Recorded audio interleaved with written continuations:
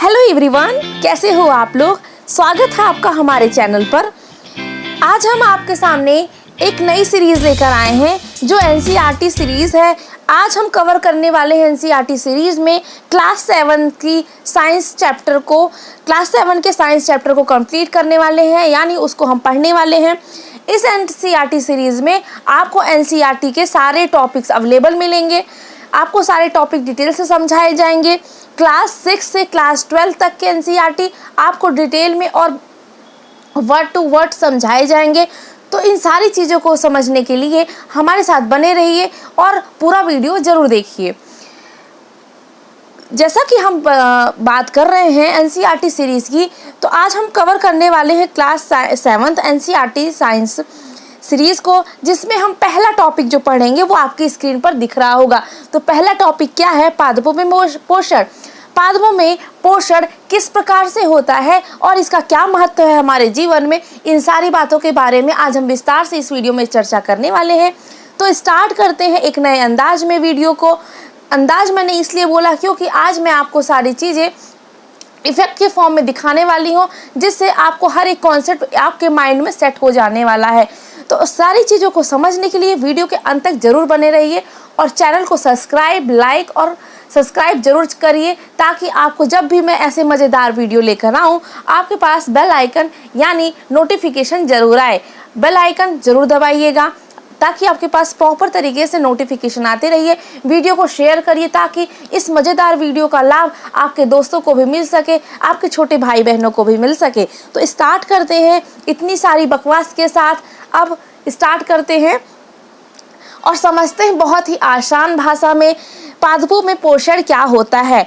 पोषण पढ़ते हैं, कक्षा 6 में आप पढ़ चुके हैं। अब आप क्लास 7 की एनसीईआरटी पढ़ रहे हैं, साइंस की एनसीईआरटी पढ़ रहे हैं। तो आप क्लास 6 में क्या पढ़े हैं आपको याद होगा। अगर नहीं याद है तो आप क्विक रिवीजन कर सकते हैं। आप कक्षा 6 में पढ़ चुके हैं कि सभी जीवों के लिए भोजन आवश्यक है। अब भोजन आवश्यक है, अब आपको क्या इसके लिए पढ़ने की ज़रूरत है बुक को? नहीं। भोजन के इसके लिए पढ़ने की बुक आवश्यकता क्यों नहीं है? क्योंकि आप खुद भी जान रहे हैं कि भोजन हमारे लिए किस प्रकार से उपयोगी है।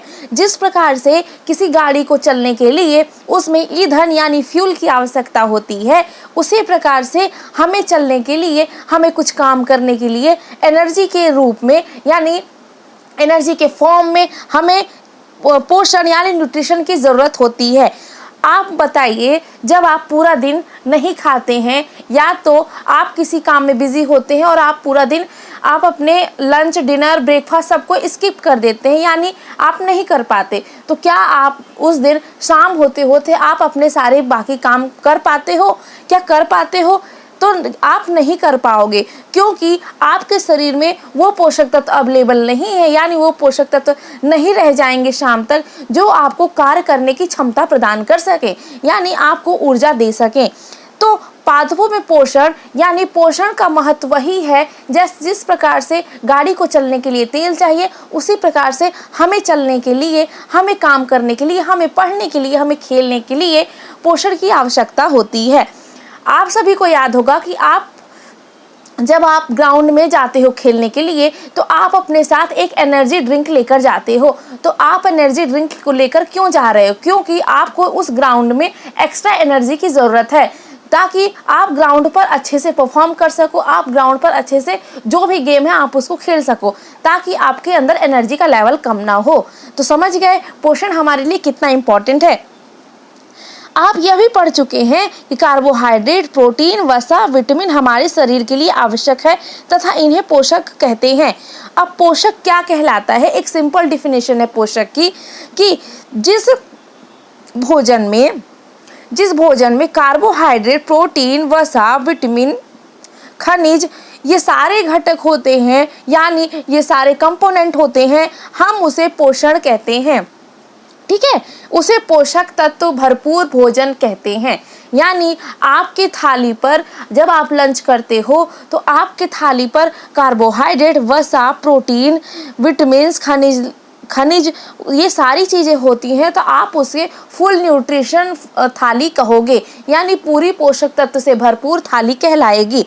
तो पोषक समझ गए आप कि पोषक हम किसे कहते हैं, पोषक तत्व घटक कौन से होते हैं। सभी जीवों को भोजन की आवश्यकता होती है। बिल्कुल सही लाइन लिखी है कि सभी को भोजन की आवश्यकता होती है।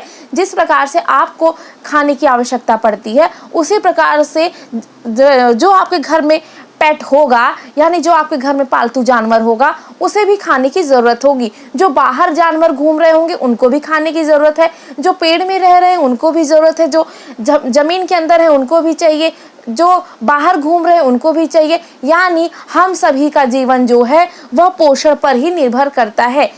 आप ध्यान दिए होंगे कि कुछ रोड साइड लोग, यानी जो अगर आप मंदिर जा रहे हो तो आपको बाहर मिलेंगे, यानी आपसे कुछ मांगते होंगे, वो कुपोषित जैसे दिखते हैं। यानी वो उनके अंदर किस चीज़ की, यानी उनको प्रॉपर खाना नहीं मिलने की वजह से वह कुपोषित हो जाते हैं। और वहीं आप अच्छा खाना, पूरा न्यूट्रिशन से भरा खाना खा रहे हो तो, यानी आप पूरा पोषण ले रहे हो, तो आप एक हेल्दी इंसान कहलाओगे। तो पोषण की आवश्यकता कितनी है आप समझ ही चुके होंगे। ठीक है, सभी जीवों को पोषण की आवश्यकता होती है। पादप स्वयं के लिए भोजन बना सकते हैं, यानी पादप का यहाँ पर बात हो रही है। पादप मतलब होता है पौधे स्वयं का भोजन बना सकते हैं, यानी पौधों को पास भोजन बनाने के लिए अलग से कोई नहीं होता। पौधे स्वयं ही भोजन का निर्माण करते हैं। आपके घर में आपके लिए जो खाना है वह आपकी मदर या कोई और बना रहा होगा, लेकिन पौधों के घर में ऐसा नहीं होता। पौधों के घर में उनको खाना स्वयं ही बनाना होता है। समझ गए आप? तो आप अपने घर में खाना स्वयं बनाएंगे, लेकिन जो पौधे हैं वह आप अपने घर में आपका खाना कोई और बनाएगा, आप खुद नहीं बनाएंगे। हो सकता है कोई बनाता भी हो, लेकिन पौधे जो होते हैं वह अपना खाना स्वयं ही बनाते हैं।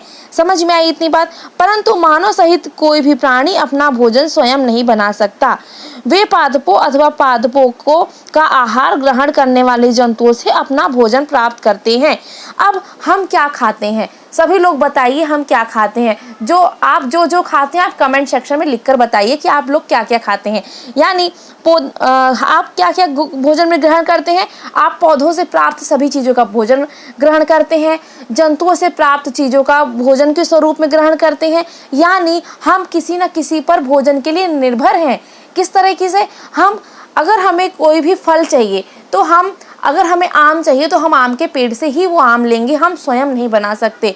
अगर हमें नॉनवेज खाना है तो हमें किसी जंतु का शिकार करना होगा, तो हम किसी न किसी के ऊपर अपने भोजन के लिए निर्भर हैं। ठीक है, अतः मानव तथा अन्य प्राणी प्रत्यक्ष अथवा परोक्ष रूप से पादपों पर निर्भर करते हैं। ऐसे पादपों को स्वपोषी कहते हैं। यानी ऐसे पादपों को हम क्या कहेंगे? स्वपोषी कहेंगे। जंतु एवं अधिकतर अन्य जीव पादप द्वारा संश्लेषित भोजन ग्रहण करते हैं, उन्हें विषमपोषी कहते हैं। तो आपको दो वर्ड्स मिले, स्वपोषी और विषमपोषी। आपको डिफरेंस समझ में आ गया होगा कि स्वपोषी जो स्वयं भोजन स्वयं बनाते हैं वह स्वपोषी कहलाएंगे, और जो दूसरों पर निर्भर होते हैं भोजन के लिए वह विषमपोषी कहलाएंगे। तो एग्जाम में आएगा कि स्वपोषी और विषमपोषी में क्या अंतर है, तो आपको बिल्कुल भी ये क्वेश्चन बिल्कुल भी गलत नहीं होना चाहिए, क्योंकि मैंने बहुत ही क्लियरली बताया है, बहुत ही साफ तरीके से बताया, बहुत ही क्लियर बताया है कि स्वपोषी और विषमपोषी क्या होता है। आगे बढ़े।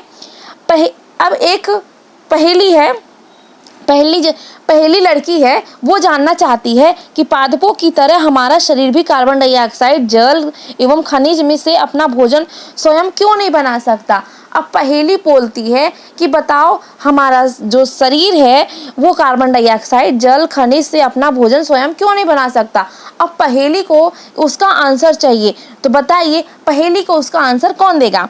अब हम पूछ सकते हैं कि पादपों को खाद्य फैक्ट्रियाँ कहाँ स्थित हैं? क्या भोजन पादप के सभी भागों में से निर्मित होता है, अथवा केवल कुछ विशेष भाग में? पादप अपने परिवेश से कच्ची सामग्री किस प्रकार प्राप्त करते हैं? खाद्य फैक्ट्रियों तक उनका स्थानांतरण किस प्रकार से होता है? इन सारी चीज़ों के बारे में हम समझने वाले हैं।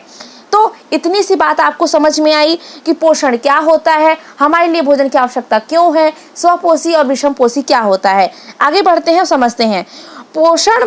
पादपों में पोषण विधि। अब पादप यानी पौधों में पोषण की विधि क्या है? केवल पादप ही ऐसे जीव हैं जो जल, कार्बन डाइऑक्साइड एवं खनिज की सहायता से अपना भोजन बना सकते हैं। यानी यह सिर्फ पौधे ही कर सकते हैं, आप नहीं कर सकते। यानी आप मानव जो हैं वो नहीं कर सकते, जो जंतु हैं वो नहीं करेंगे, ऐसा काम सिर्फ पादप ही करें, यानी पौधे करेंगे। पौधे ही केवल जल, कार्बन डाइऑक्साइड एवं खनिज की सहायता से अपना भोजन बना सकते हैं। यानी आपके स्क्रीन में जो गाय दिख रही है वो कार्बन डाइऑक्साइड, खनिज की सहायता से अपना भोजन नहीं बना सकती, ठीक है।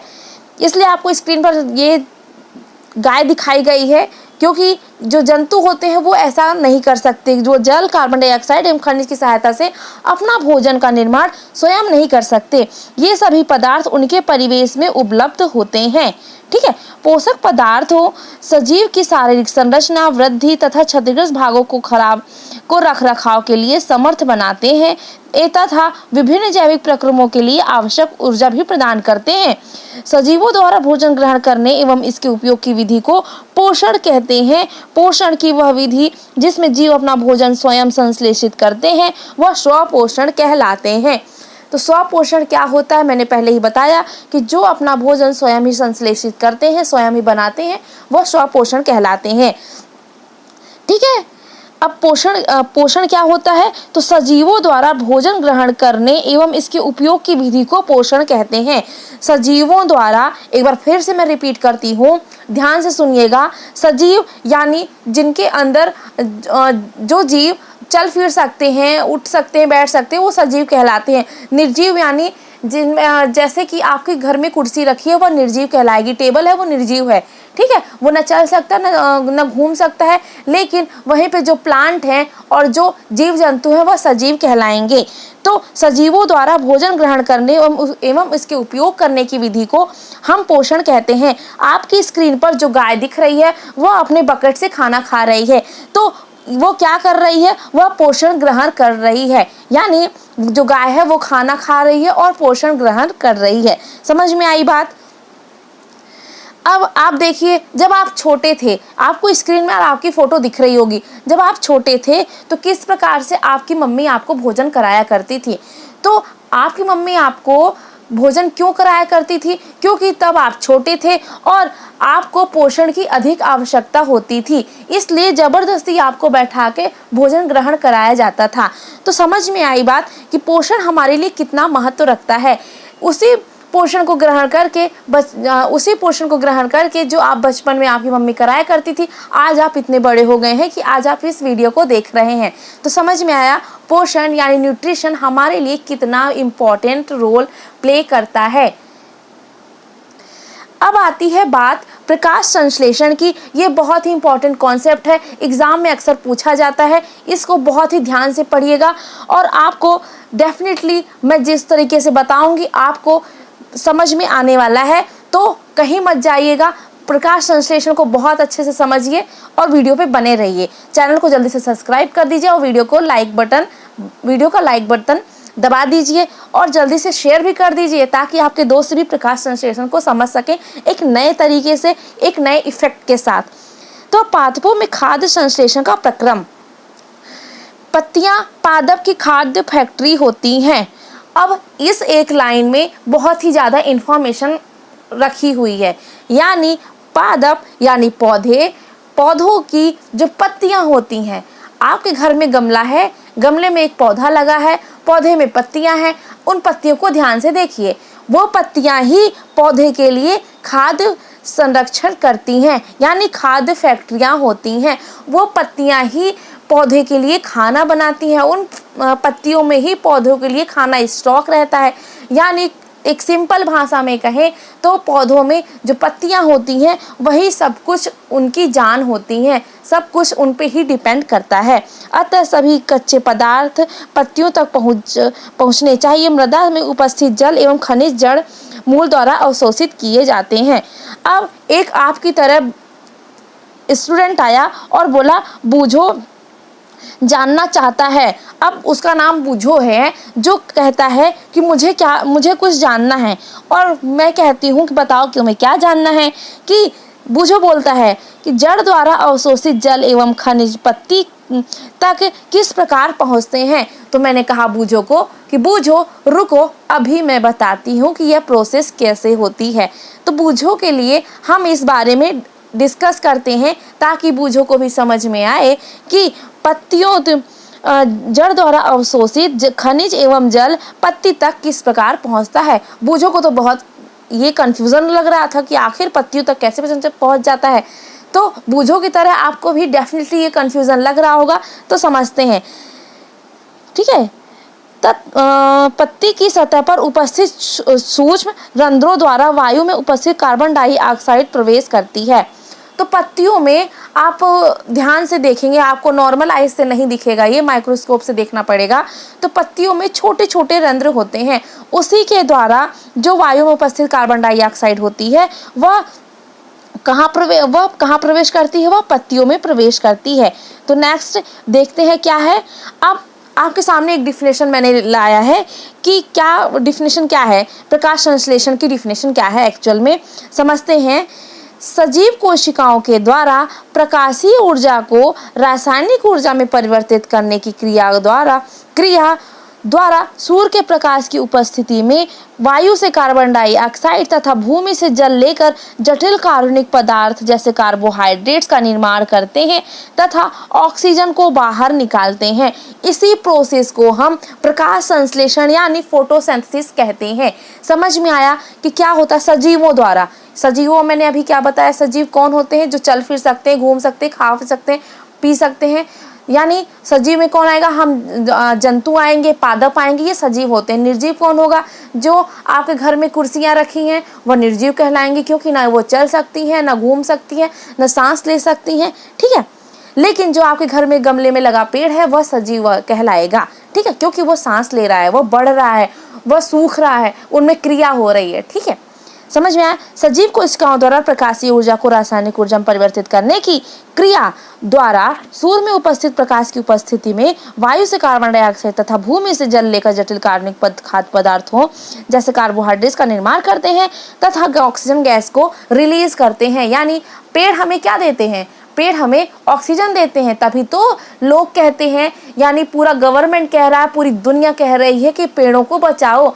क्यों बचाओ, क्योंकि पेड़ हमें ऑक्सीजन दे रहे हैं। हम इन सारे पेड़ों को काट देंगे तो पृथ्वी पर वायु जो कार्बन डाइऑक्साइड है उसकी मात्रा इतनी बढ़ जाएगी कि हमारा जीवन हम जीवित रह पाना बहुत ही मुश्किल होगा। इसीलिए सारी गवर्नमेंट आपको प्रमोट कर रही है, आप लोगों को बढ़ावा दे रही है, आप लोग के सोच को आगे बढ़ा रही है कि आप पेड़ों को बचाएं ताकि पृथ्वी पर ऑक्सीजन की मात्रा पर्याप्त रूप से बनी रहे। समझ में आई बात। फोटोसिंथेसिस यानी प्रकाश संश्लेषण की परिभाषा। अब मैं क्या बता रही थी कि पत्तियों के बारे में। पत्तियों में माइक्रोस्कोप से आप देखना तो छोटे छोटे रंध्र दिखाई देंगे। यह रंध्र द्वार कोशिकाओं द्वारा घिरे होते हैं। अब ये जो रंध्र होते हैं यह द्वार कोशिकाओं द्वारा घिरे होते हैं। द्वार कोशिकाओं मतलब वहाँ पे छोटे छोटे सेल्स होते हैं, ठीक है। छोटे छोटे सेल्स मिलकर एक बड़ी पत्ती का निर्माण करते हैं। ऐसे छिद्रों को रंध्र कहते हैं। रंध्र पत्ती पर किसे कहते हैं, तो आप मुझे लगता है कि आप इजीली बता पाओगे। जल एवं खनिज वाहिकाओं द्वारा पत्ती तक पहुंचाए जाते हैं। अब जो जल और खनिज होता है वो वाहिकाओं द्वारा, यानी जैसे आपके घर में टंकी के पानी को ऊपर से नीचे या नीचे से ऊपर ले जाया जाता है, उसी प्रकार पौधों में जो पत्तियों तक खनिज और जल ले जाने का काम होता है वह वाहिकाओं द्वारा होता है। ये वाहिकाएं नली के समान होती हैं। मैंने बताया कि जिस प्रकार से आपके घर में नीचे टंकी का पानी ऊपर तक जाता है तो पाइप होती है, उसी प्रकार ये वाहिकाएं नली की तरह काम करती हैं तथा जड़, तना, शाखाओं एवं पत्तियों तक फैली होती हैं। पोषकों को पत्ती तक पहुंचाने के लिए ये वाहिकाएं एक सतत मार्ग बनाती हैं। पादपों में पदार्थों के परिवहन के विषय में आप अध्याय 11 में पढ़ेंगे। अब हम अध्याय 11 तक का इंतजार कर लेते हैं, तब तक जो हमारे पास है हम उसी को पढ़ते हैं। स्क्रीन में आपको एक पेड़ दिख रहा होगा जो बहुत ही शॉर्ट में आपको एक्सप्लेन कर रहा है कि पौधों के जड़ पर आप देखेंगे तो वाटर और मिनरल लिखा है, यानी खनिज और जल और खनिज हैं, और वो पौधों के जड़ों से पत्तियों तक जा रहे हैं। पत्तियों तक जाने के बाद कार्बन डाइऑक्साइड पत्तियां जो हैं जो पत्तियां क्या कर रही हैं, कार्बन डाइऑक्साइड को ग्रहण कर रही हैं और ऑक्सीजन को रिलीज कर रही हैं। किसकी उपस्थिति में? प्रकाश, सूर्य के प्रकाश की उपस्थिति में। तो समझ में आया ये बात? तो आगे बढ़े। अब कोशिकाएं, मैंने अभी आपको बताया था कि पत्तियों पर छोटी छोटी कोशिकाएं होती हैं। अब कोशिकाओं के बारे में पढ़ते हैं। स्क्रीन पर आपको कोशिकाओं का जो वीडियो दिख रहा होगा, आप समझ सकते हैं यह कोशिका यानी माइक्रोस्कोप से देखने पर कोशिकाएं इस प्रकार से दिखती हैं। पत्तियों की कोशिकाएं इस प्रकार से दिखती हैं। आपने देखा है कि इमारतें ईंटों से बनती हैं। सभी को पता है कि जो इमारतें होती हैं वो एक एक ईंट से मिलकर इतनी बड़ी इमारत बनती है। इसी प्रकार सजीवों का शरीर सूक्ष्म इकाइयों से बनता है, यानी इसी प्रकार जो सजीव होते हैं उनका जो शरीर होता है वो छोटे छोटे कोशिकाओं से मिलकर बना होता है। कोशिकाएं हमारे शरीर में जिस प्रकार से बिल्डिंग में ईंटों की इम्पोर्टेंस होती है, अगर ईंट ना हो तो वो पूरा बिल्डिंग नहीं तैयार होगी, उसी प्रकार हमारे बॉडी में, हमारे शरीर में इन कोशिकाओं का महत्व होता है जो कोशिका कहलाती हैं। कोशिका को सूक्ष्मदर्शी से देखा जा सकता है। कोशिका को नॉर्मल नहीं देख सकते हम, ध्यान रखिएगा। कोशिका को हम नॉर्मल आइज से नहीं देख पाएंगे, उसके लिए हमें माइक्रोस्कोप की, सूक्ष्मदर्शी की सहायता लेनी पड़ेगी। कुछ जीव मात्र एक कोशिका के बने होते हैं। कोशिका एक पतली बाह्य संरचना द्वारा घिरी होती है जिसे कोशिका झिल्ली कहते हैं। तो आपको आपके स्क्रीन पर जो वीडियो दिख रहा है उसमें आप समझ सकते हैं कि ये कोशिका छोटी छोटी ईंटों के समान किस प्रकार से है, और जो उसके ऊपर सेल वॉल, सेल मेम्ब्रेन दिख रहा है वह कोशिका झिल्ली का काम करती है। ठीक है, इसमें केंद्रक होता है। सेंटर पे आप देखेंगे वीडियो में तो आपको सेंटर में दिख रहा होगा, उसे केंद्रक कहते हैं। केंद्रक के चारों तरफ जेली के समान पदार्थ होता है जिसे कोशिका द्रव कहते हैं। तो स्क्रीन पर देखिए, आपको केंद्रक के चारों साइड एक जेली जैसा फॉर्म दिख रहा होगा, उसे कोशिका द्रव कहते हैं। तो समझ में आया आपको कोशिका किस प्रकार से पत्तियों में, सजीवों में होती है, कोशिका का क्या इंपॉर्टेंट है, किस प्रकार से दिखती है, कोशिका की बाहरी झिल्ली किस प्रकार से होती है, केंद्रक में किस प्रकार से होता है, और केंद्रक के जो चारों साइड द्रव होता है, कोशिका द्रव जिसे कहते हैं, वह किस प्रकार से वो दिखता है। तो समझ में आई कोशिका के बारे में इतनी चीज़ें। मुझे लगता है कि आपको ये कोशिका की चीज़ें, ये कोशिका के बारे में इंफॉर्मेशन कभी नहीं भूलने वाली है। चाहे एग्जाम में किसी भी क्वेश्चन, चाहे एग्जाम में जो क्वेश्चन आते हैं वो किसी भी तरीके से घुमा के दे दिए जाएं, डेफिनेटली आप इसको सॉल्व कर पाओगे। आगे बढ़ते हैं। अब पढ़ते हैं पत्तियों के बारे में। मैंने अभी बताया पत्तियां पौधों में भोजन ग्रहण करने की फैक्ट्री होती है। अब कैसे होती है? पत्तियों में एक हरा वर्णक होता है जिसे क्लोरोफिल कहते हैं। पत्तियां हरी हरी क्यों दिखती हैं? आपने कभी सोचा कि पत्तियां सफ़ेद क्यों नहीं है, काली क्यों नहीं है, पीली क्यों नहीं है, ऑरेंज क्यों नहीं है, नीली क्यों नहीं है? क्योंकि पत्तियों में क्लोरोफिल नामक खनिज होता है। क्लोरोफिल सूर्य के प्रकाश की ऊर्जा से ग्रहण करता है पत्तियों की सहायता करता है। जो क्लोरोफिल क्या करता है? सूर्य के प्रकाश ऊर्जा ग्रहण करने में सहायता करता है। इस ऊर्जा का उपयोग जल एवं कार्बन डाइऑक्साइड से खाद्य संश्लेषण में होता है। अब इसी जो प्रकाश का, यानी प्रकाश के रूप में जो ऊर्जा मिल रही है हमें, इसका उपयोग हम खाद्य, कार्बन डाइऑक्साइड खाद्य संश्लेषण में होता है। क्योंकि खाद्य संश्लेषण में सूर्य के प्रकाश की उपस्थिति में होता है, इसलिए इसे प्रकाश संश्लेषण कहते हैं। ठीक है, समझ में आया? प्रकाश संश्लेषण क्यों कहते हैं? क्योंकि यह सूर्य की प्रकाश में ही ये पूरी क्रिया होती है, इसलिए इसे प्रकाश संश्लेषण कहते हैं। बहुत ही आसान शब्द में है, आपको शब्द पकड़ते आना चाहिए कि प्रकाश संश्लेषण में जो प्रकाश है वो प्रकाश क्यों लिखा है, संश्लेषण क्यों लिखा है, प्रकाश क्यों लिखा है? क्योंकि वह सूर्य के प्रकाश में पूरी क्रिया हो रही है। संश्लेषण क्यों लिखा है? क्योंकि इसमें जो कार्बनिक पदार्थ है, वो जो जटिल कार्बनिक पदार्थ हैं, वह किसी न किसी फॉर्म में टूट रहे हैं, संश्लेषित हो रहे हैं। समझ में आया प्रकाश संश्लेषण क्या है? अतः हमने देखा कि क्लोरोफिल सूर्य का प्रकाश, कार्बन डाइऑक्साइड, ये सारी चीज़ें आप के स्क्रीन में जो दिख रहा है, कार्बन डाइऑक्साइड, वाटर और सूर्य का प्रकाश पत्ती पर पड़ा और रिलीज क्या हुआ, यानी आउटपुट में निकला क्या? कार्बोहाइड्रेट्स और ऑक्सीजन। ठीक है, समझ में आया ये बात? आगे बढ़ते हैं। इस पृथ्वी पर यह एक अद्वितीय प्रक्रम है। अब इस पृथ्वी पर ये जो प्रक्रिया फोटोसिंथेसिस की हो रही है, यह एक बहुत ही अद्वितीय है, यानी बहुत ही इनक्रेडिबल है, यानी बहुत ही डिफरेंट है जो ऐसी प्रोसेस हो रही है। ठीक है, पत्तियों द्वारा सौर ऊर्जा संग्रहित की जाती है तथा पादप के खाद्य के रूप में संचित की जाती है। यानी पत्तियों द्वारा जो सौर ऊर्जा संग्रहित की गई, उसे जो पादप यानी जो पौधे हैं वह अपने भोजन के रूप में यूज करते हैं, यानी ग्रहण करते हैं। अतः सभी जीवों के लिए सूर्य का प्रकाश सूर्य ऊर्जा का चरम स्रोत है।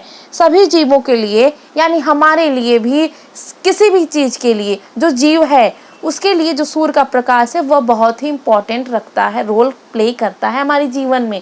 हम बहुत इम्पोर्टेंट महत्व, यानी बहुत ही महत्वपूर्ण हमारे लिए है सौर ऊर्जा। कैसे, आप बताइए, आप एक दिन सूरज ना निकले, पूरे 24 घंटे अंधेला हो तो आपको कैसा लगेगा? क्या आप कुछ चीज़ें हैं जो आप कर ही नहीं सकते? आप बाहर नहीं जा सकते, आपके कपड़े नहीं सूखेंगे, बहुत सारी ऐसी चीज़ें हैं जो आप नहीं कर पाओगे। तो आप समझ सकते हो कि जो सूर्य ऊर्जा है वह हमारे जीवन में कितना इम्पोर्टेंट रोल प्ले करती है। क्या आप कल्पना कर सकते हैं कि प्रकाश संश्लेषण नहीं होगा तो क्या होगा? अब सिंपल सी बात है, आपको इमेजिन करना है कि प्रकाश संश्लेषण फोटोसिंथेसिस की जो प्रोसेस है वो नहीं होगी तो क्या होगा। बहुत सिंपल सी बात है, मैंने अभी बताया कि फोटोसिंथेसिस यानी प्रकाश संश्लेषण क्रिया से क्या होता है कि पृथ्वी पर जितनी भी कार्बन डाइऑक्साइड की मात्रा होती है, प्रकाश संश्लेषण के दौरान पादप यानी पौधे उसको ग्रहण करते हैं और हमें ऑक्सीजन देते हैं। तो आप बताइए, अगर यही क्रिया ना हो, प्रकाश संश्लेषण ना हो, तो पृथ्वी पर कार्बन डाइऑक्साइड की मात्रा बढ़ जाएगी और ऑक्सीजन की मात्रा कम हो जाएगी। क्यों? क्योंकि प्रकाश संश्लेषण हो ही नहीं रहा है, जिससे कार्बन डाइऑक्साइड पौधे ग्रहण करें और ऑक्सीजन रिलीज करें। तो सिंपल सा कॉन्सेप्ट है कि अगर प्रकाश संश्लेषण नहीं हुआ तो पृथ्वी पर कार्बन डाइऑक्साइड की मात्रा बढ़ेगी और ऑक्सीजन की मात्रा कम होगी। इसीलिए पौधों को सेव यानी वृक्षारोपण करने का गवर्नमेंट भी और हम सभी आपको प्रोत्साहित करते हैं। प्रकाश संश्लेषण न होने की स्थिति में खाद्य उपलब्ध नहीं होगा। बिल्कुल, अब हमारा जो अधिक से अधिक खाना होता है, जो हम भोजन करते हैं, वो पौधों पर ही निर्भर करता है। हमें सब्जी खाना है, पौधों से मिलेगी। हमारा गेहूं, चावल, ये सारा कुछ हमें पौधों से मिलता है। ठीक है, तो हम जब प्रकाश संश्लेषण होगा नहीं, पौधों में वृद्धि होगी ही नहीं, तो हमें खाना कैसे मिलेगा? हम तो भूखे रहेंगे। बताओ, हम भूखे रहेंगे तो हमारे अंदर न्यूट्रिशन की कमी हो जाएगी, पोषण की कमी हो जाएगी, और जब पोषण की कमी हुई तो हम कोई भी काम नहीं कर सकते। जिस प्रकार से गाड़ी में तेल नहीं है तो गाड़ी कहीं भी नहीं जा सकती, उसी प्रकार से आप एक जगह बैठे रह जाओगे। ठीक है, इसके अतिरिक्त सभी जीवों के लिए परम आवश्यक ऑक्सीजन भी प्रकाश संश्लेषण के दौरान निर्मित होती है।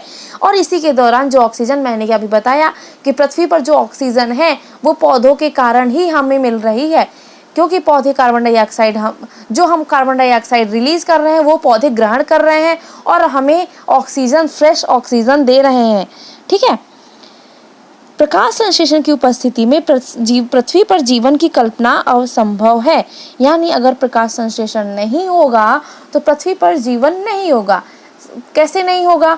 क्योंकि कार्बन डाइऑक्साइड, जो हम कार्बन डाइऑक्साइड छोड़ेंगे वो ग्रहण कौन करेगा जब प्रकाश संश्लेषण हो ही नहीं रहा है तो, और ऑक्सीजन कौन रिलीज करेगा? प्रकाश संश्लेषण के दौरान पत्ती की क्लोरोफिल युक्त कोशिकाएं, वो हम देख चुके हैं, सूर्य के प्रकाश की उपस्थिति में कार्बन डाइऑक्साइड एवं जल कार्बोहाइड्रेट का संश्लेषण करती हैं। ठीक है, ये हम समझ चुके हैं। आपकी स्क्रीन पर जो दिख रहा है, आपको इमेजेस जो दिख रहे हैं, देखिए आप, उसमें सूर्य का प्रकाश पत्तियों पर पड़ रहा है, जिसके बाद वह ऑक्सीजन रिलीज कर रहा है और कार्बन डाइऑक्साइड को ग्रहण कर रहा है। लीफ स्ट्रक्चर भी आपको दिख रहा होगा स्क्रीन पर। इस प्रक्रम में ऑक्सीजन निर्मित होती है। समझ गए हम कि ऑक्सीजन निकलती है जो हम ग्रहण करते हैं। कार्बोहाइड्रेट अतः पत्तियों में मंड स्टार्च के रूप में संचित होता जाता है। अब जो कार्बोहाइड्रेट है वो पत्तियों में स्टार्च के रूप में रहता है। बहुत ही इंपॉर्टेंट बात, अगर क्वेश्चन में पूछ लिया जाए कि प्रकाश संश्लेषण के दौरान कार्बोहाइड्रेट पत्तियों में किस रूप में संचित रहता है, तो आप बताओगे मंड यानी स्टार्च के रूप में संचित रहता है। ठीक है, बहुत कॉन्सेप्चुअल क्वेश्चन है, बहुत बेसिक है और आपको ये बनना चाहिए, इसमें गलती नहीं होनी चाहिए। ठीक है, और ये रहा हमारा फोटोसिंथेसिस यानी प्रकाश संश्लेषण का पूरा वीडियो कैसा लगा आप कमेंट सेक्शन में ज़रूर बताइएगा।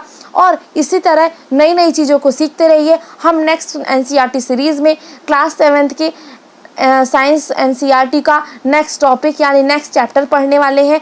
तब तक के लिए आप इस चैप्टर को रिवीजन करिए, खुद से एक बार घर पर रिवीजन करिए और नेक्स्ट चैप्टर पे यानी जब हम नेक्स्ट वीडियो पर आएंगे तो आपके साथ एक नए टॉपिक के साथ मिलेंगे। तब तक के लिए पढ़ते रहिए, खुश रहिए और फिट रहिए। वीडियो कैसा लगा कमेंट सेक्शन में ज़रूर बताइएगा। चैनल को सब्सक्राइब करिए। तब तक के लिए थैंक यू।